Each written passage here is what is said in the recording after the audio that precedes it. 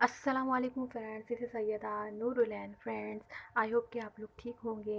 मैं भी अल्लाह पाक के फजल करम से ठीक हूँ। फ्रेंड्स, आज का तुम्हारा इंग्लिश लैंग्वेज का टॉपिक है वो है एक्टिव टू पैसिव वॉइस, यानी कि एक्टिव और पैसिव वॉइस, जो कि हमने स्कूल के ज़माने में बहुत बार पढ़े हैं और फिर कॉलेज के ज़माने में भी पढ़ते हैं, और फिर अलग से आजकल जो वीडियोज़ का सिलसिला चल गया है या ऑनलाइन क्लासेस, या फिर आप कहीं जाकर इंग्लिश अकेडमी में इंग्लिश सीखते हैं किसी सर से, तो आप वहाँ पे भी जाकर सीखते हैं। पर ये कि जब तक आप समझने की नियत नहीं रखेंगे, उसके बाद कई प्रोसेस होता है सीखना, और वो आप कहीं से भी किसी भी तरह सीख सकते हैं। पर मुझे एक बात बहुत अच्छी लगी कि किसी ने कहा कि हम उन बच्चों को जो समझा देते हैं जो समझने वाले होते हैं, पर असल टास्क जो होता है वो ये होता है जो समझने वाले नहीं, उनको किसी मेथड से उनके उनके मेथड से समझाने की कोशिश की जाए। तो ये अच्छी बात है। बात ये हो गई मुकम्मल। हम बात कर रहे हैं एक्टिव और पैसिव वॉइस की। एक्टिव और पैसिव वॉइस क्या होते हैं, इसको समझने के लिए पहले हम इस तरीके से समझेंगे और फिर हम बुक के तरीके से समझेंगे। ये तरीका जो मैंने पहला वाला देखा है, ये मैंने वीडियो में देखा था। अब जो मैं आगे बताऊंगी वो बुक के थ्रू बताऊंगी। Right. I eat food and food is eaten by me. तो ये तो आपको एक्टिव और पैसिव का सेंटेंस समझ में आ गया कि एक्टिव जो होता है सिंपल समझ में आ रहा है आपको, आई ईट फूड, एंड पैसिव क्या हो रहा है, फूड इज़ ईटिन बाय मी। पर यहाँ पे जो इज़ है, ये इज़ अचानक से कैसे आ गया, क्योंकि यहाँ तो फॉर्म ही सबसे पहले बी की आनी थी और बी आया था। अब बी को इसने रिप्लेस कैसे किया, ये समझना ज़रूरी है। यहाँ पे आई जो है ये सब्जेक्ट है, हमें पता है। ईट जो है ये वर्ब है और वर्ब की फर्स्ट फॉर्म है, और फूड जो है वो ऑब्जेक्ट है। अब जो पैसिव में होगा वो ये होगा कि सब्जेक्ट और ऑब्जेक्ट की जगह में आ जाएगा, और ऑब्जेक्ट जो है वो सब्जेक्ट की जगह में आ जाएगा। अब वो इस तरह से होगा, फूड इज़ मतलब फूड बी ईटिंग बाय मी, और जो पैसिव में हमारी फॉर्म यूज़ होगी वर्ब की, वो थर्ड फॉर्म ही होगी। राइट। तो फूड बी ईटिन बाय मी। पर यहाँ पे बाय आई आ रहा था, फूड बी ईटिन बाय आई। अब आई जो है, अब हमें सेंटेंस देखना पड़ता है ना, करेक्ट है या नहीं है।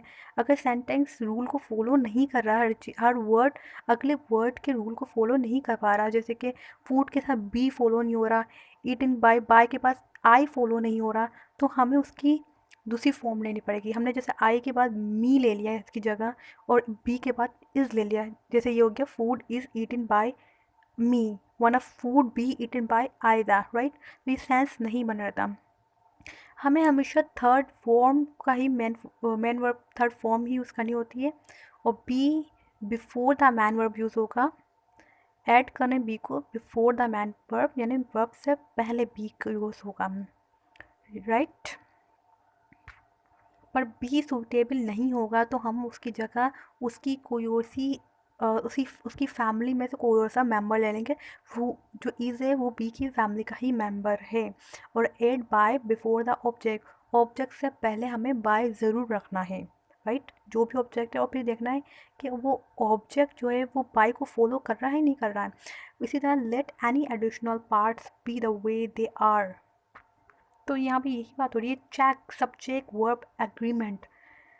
सब्जेक्ट वर्ब का एग्रीमेंट चेक करना होता है। आप कहीं भी देखते हैं कि आपने अगर कोई कॉम्पिटेटिव एग्ज़ाम देना है, वहाँ पे कोई सेंटेंस आया, आपको वहाँ पे सेंटेंस करेक्ट करना है, तो आपको वहाँ पे यही चेक करना होगा, सब्जेक्ट वर्ब एग्रीमेंट सही चल रहा है, रूल सही है, सेंस बन रहा है। अगर किसी भी चीज़ का सेंस बन रहा हो तो सही है, अगर सेंस नहीं बन रहा हो तो आपको देखना चाहिए कहाँ पे गलती हो रही है। अब जो बी की जो फैमिली है वो ये है, is am are was were been members. Been यानी बिंग, बी बीन बिंग, ये हमेशा टेंसेस की फॉर्म के साथ इस्तेमाल होंगी, यानी कि अगर ये डिपेंड होगा परफेक्ट है पास्ट है, उसके इस्तेमाल उसकी समझ से इस्तेमाल होगा, is am are was were been members be being ई। तो ये आप जब लिखेंगे समझेंगे तभी समझ में आएगा। हमारी बुक भी वही मेथड बता रही है जो अभी हमने सीखा, फ़ाइल मफ़ूल और मफ़ूल फ़ाइल बन जाता है। बी की फॉर्म टेंस के मुताबिक आती है, टेंस के मुताबिक बी की फॉर्म आएगी। जो भी टेंस होगा उसके मुताबिक आप बी की फॉर्म इस्तेमाल करेंगे, यानी बी, बीइंग, बीन, कुछ भी। और प्रेजेंट में इज़ एम आर इस्तेमाल होता है, पास्ट में वॉज वर इस्तेमाल होता है। इसी तरह फ्यूचर में भी समझ सकते हैं, आपने अगर टेंसेस पढ़े हैं तो ये वही यहाँ पे दोहराए जा रहे हैं। कॉन्टिन्यूस में वॉज वर या इज़ एम आर के बाद बी का इजाफा हो जाता है।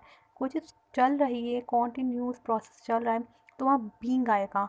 अब कोई चीज़ हो चुकी है, उसमें बीन आएगा।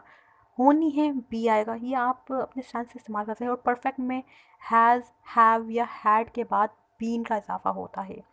इसमें सादा सवालिया और हकीकी सवाली जुमलों के पैसिव वॉइस बन सकते हैं। इम्पेरेटिव जुमलों में लगाते हैं, मसलन ओपन द डोर या you are to open the door, let the door be open.